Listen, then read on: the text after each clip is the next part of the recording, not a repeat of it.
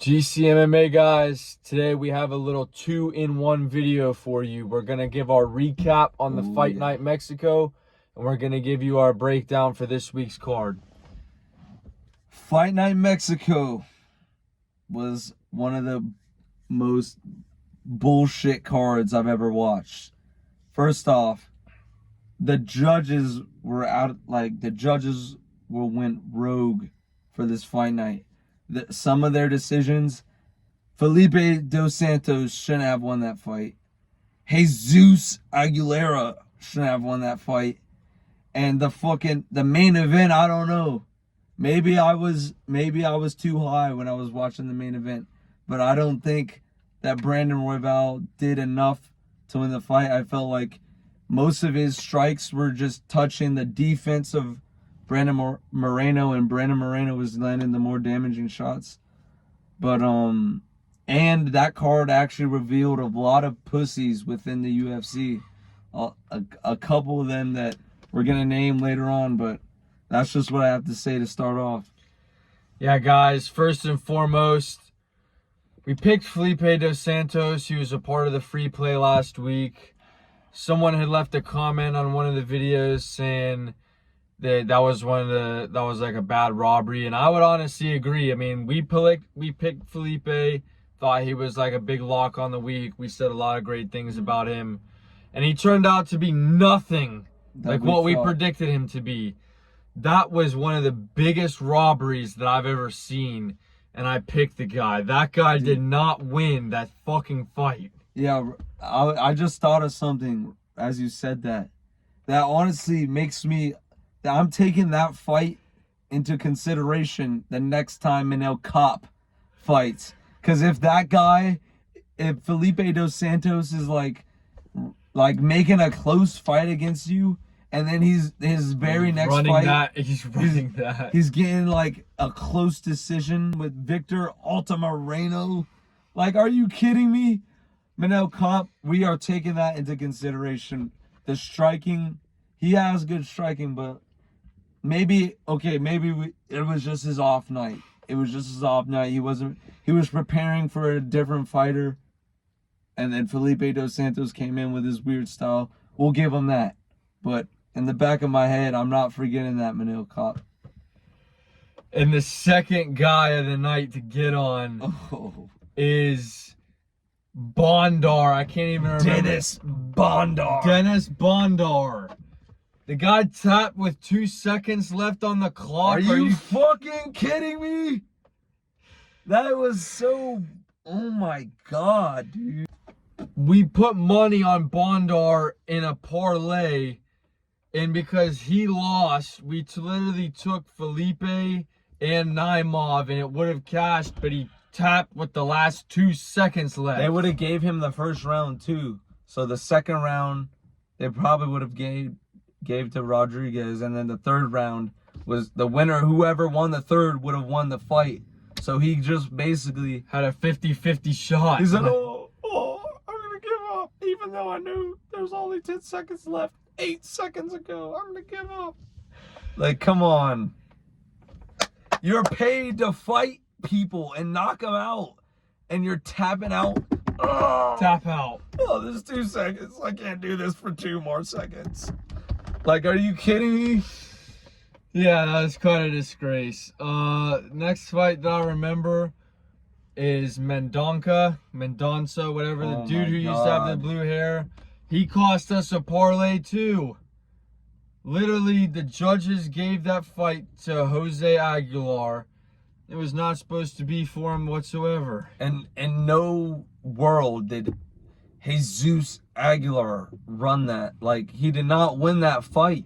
Nobody can watch that and say, okay, maybe he won this and he won that. No, he did not win that fight. The fucking judges got paid under the table by the cartel to give it to Jesus Aguilar. Who might be, I could see him being in the cartel. I could see him like paying off the cartel under the table to pay off the judges and give him that fight.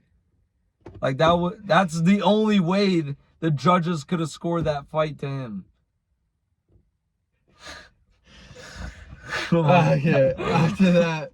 After that, Manuel Torres. We said good things about him last week. I would have given him out as the lock of the card, to be honest. I just knew he was not doing it against Chris Duncan. Yeah, especially in front of the Mexican fans. You're losing to a Scottish person. He was one of the only guys who stuck out for Mexican fans that night. Yeah, the rest of them were fucking tapped. We'll get to that. Next, we thought Prado was gonna get it done. He had a great first round, but Huber just proved that he was a little bit more experienced, had the range. Prado gassed out in the first, trying to take out Huber from. He was trying to take him out from the fight, but he just ended up gassing out in the first, and then got his ass kicked from range for the rest of the fight. And we predicted that the altitude was going to play a factor into some of the fights, which that was one of the more notable ones that it did. But besides that, we have got to take a second to get on Ricky Turcios versus Raul Rojas Jr. Raul Rosas Jr. is a pussy.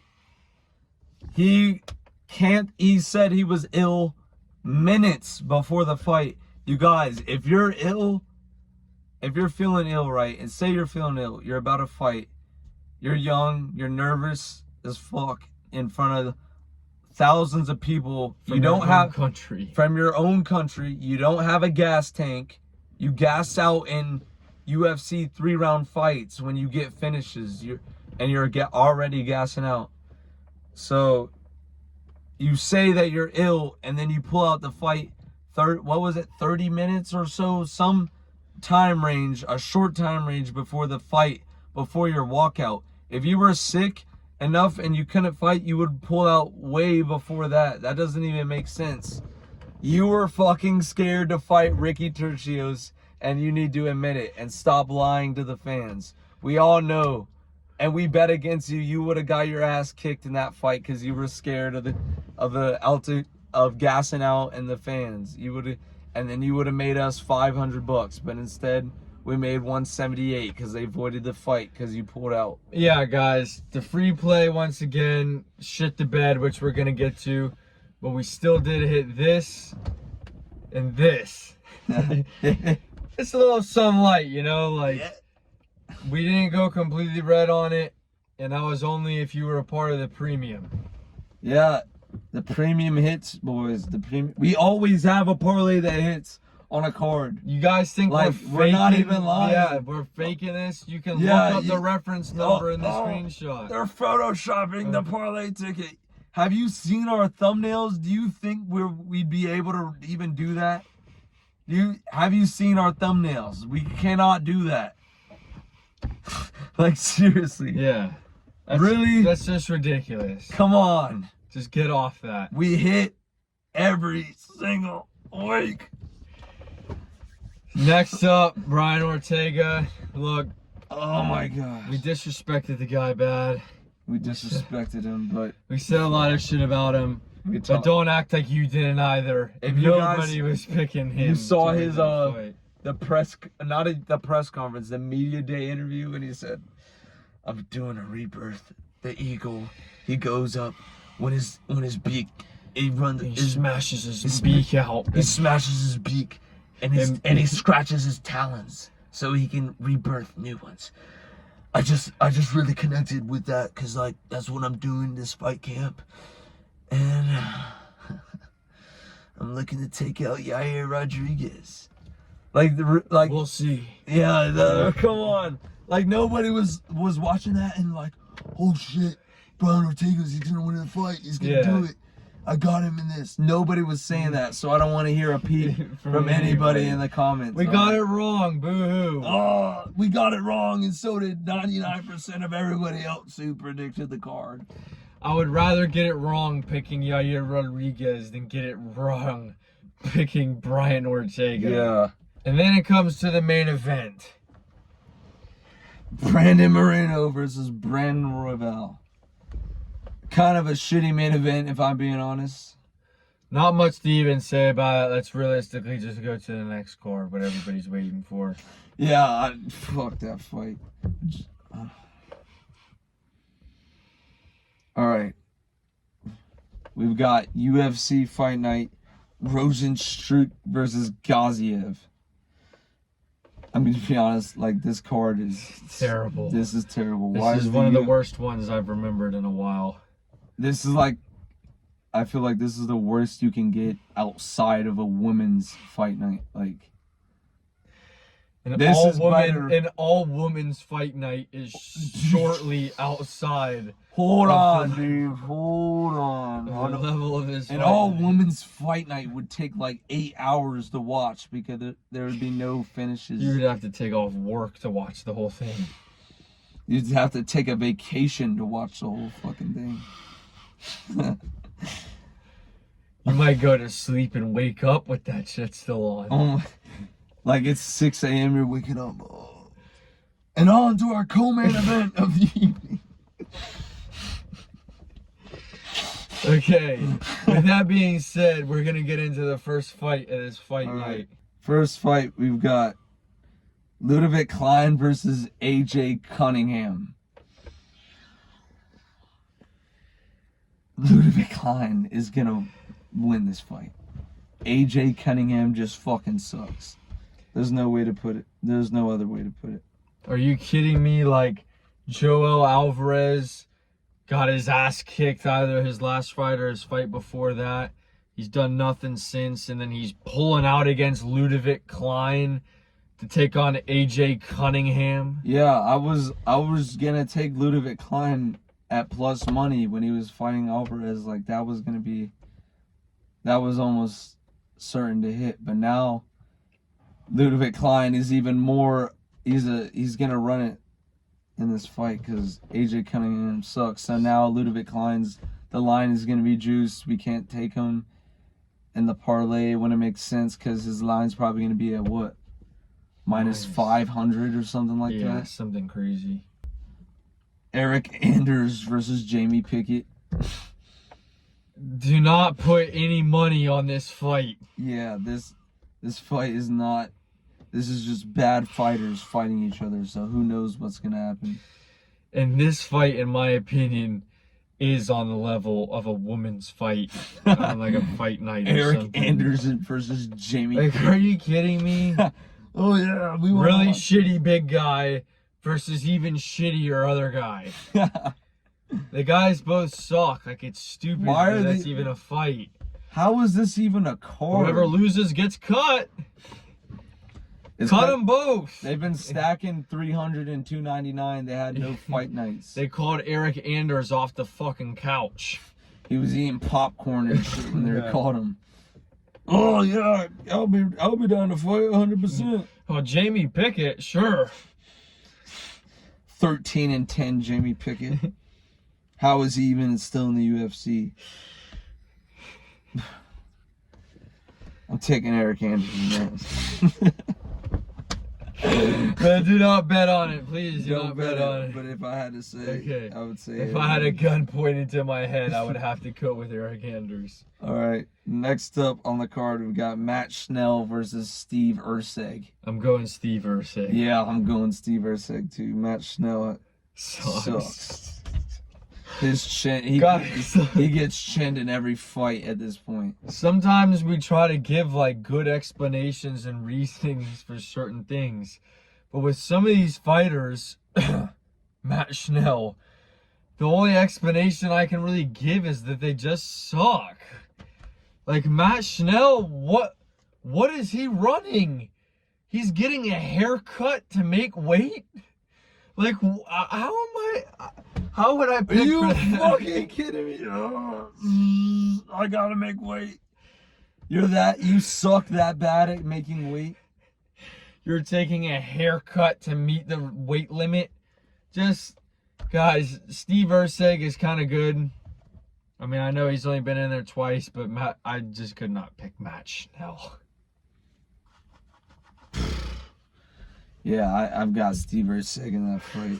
Next up, we've got Umar Nurmagomedov versus Umar Nurmagomedov. Next fight. Best caught. Yeah, Umar Nurmagomedov's running that. Next fight. Alex Perez versus Magomed Makayev. I'll let you give your take on this one, bro, because I honestly don't know what I'm gonna say. Like, I'm not even impressed by Magomed Makayev. In most of his fights, he loses like in the beginning and then somehow finds a finish later in the round. Like, I'm not impressed, and that's against like lower level fighters. That's not even against like the top tier of flyweight. And Alex Perez is also nowhere near the top of that division. I really hope that this isn't Like, a title eliminator bout. no way. Like, I just see Alex Perez getting finished in the later rounds just like all the other fighters that Makayev has fought, to be honest. I do not like him, though. Like, I wish there was somebody... They need to match him up. Once he starts getting matched up against top 15, top 10 guys that are actually good, he's going out. Yeah, he's beat Tim Elliott, and Alex Perez doesn't count as top 10 because he hasn't fought more than twice in the last Yeah, like, 3 he does years. not count as shit. He's like the flyweight Brian Ortega. Yeah. And he's not going to do what Brian Ortega did. Okay, it's the next fight. Vitor Petrino versus Tyson Pedro. Tyson Pedro is just not winning this fight.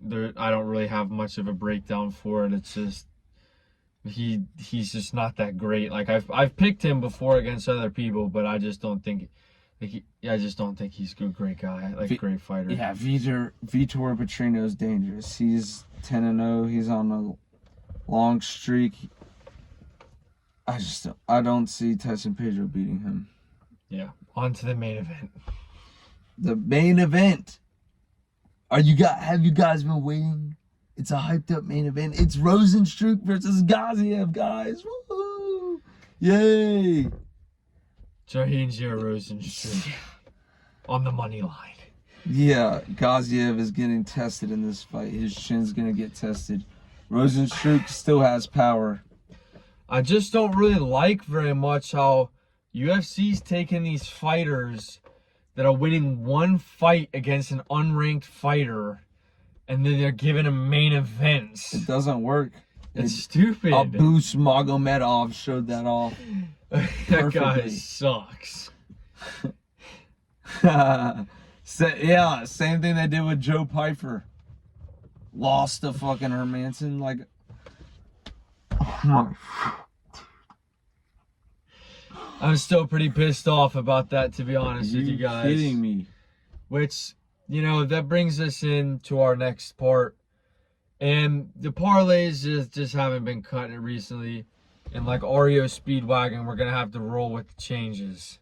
And we're going to have to start doing a lock of the week segment.